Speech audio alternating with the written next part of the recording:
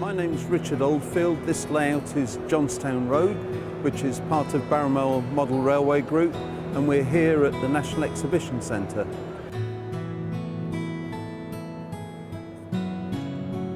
Johnstown Road was the dream of a man called John Staniker, who sadly suffered from cancer and ultimately lost that battle. And in 2002, he spoke to one of our members called Emlyn Davis and said, could he assemble a group of modellers who would like to take his dream forward and bring Johnstown Road into reality? And that's roughly what we've got here.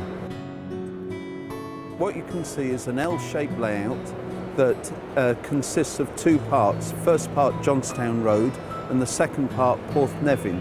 The first bit, which was John Staniker's dream, was completed in 2003 and it was renamed Johnstown Road in honour of him. And the real advantage of Johnstown Road is that Emlyn Davis has been building Cambrian railway locomotives and stock for the last 30 years. And so we've got a ready-built pool of stock of exactly the right period that we can show off to people. Because it was so much fun, we added another 20 feet to the layout in order to portray more architectural features of the Cambrian railways and also to give our trains a longer run. We just use people according to their skills and tastes. So I could actually take you through all the parts of Johnstown Road and just pick out the different names. You know, Emlyn Davis is a skilled back scene painter and he's done the back scenes.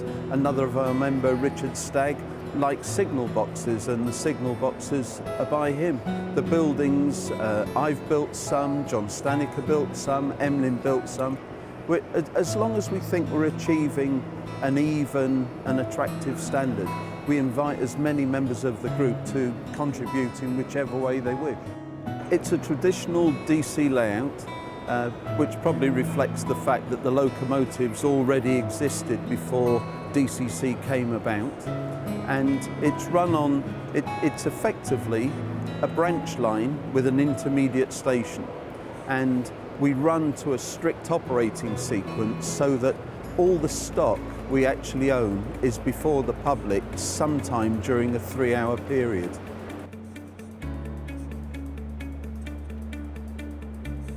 We go out with our layouts about 4 or 5 times a year. The main challenge of taking Johnstown Road to an exhibition is to make sure it looks beautiful, fresh and new for the public. So the really hard work before a show is cleaning all the structures, re-greening and trying to identify the faults that your eyes get used to but strangers might see instantly.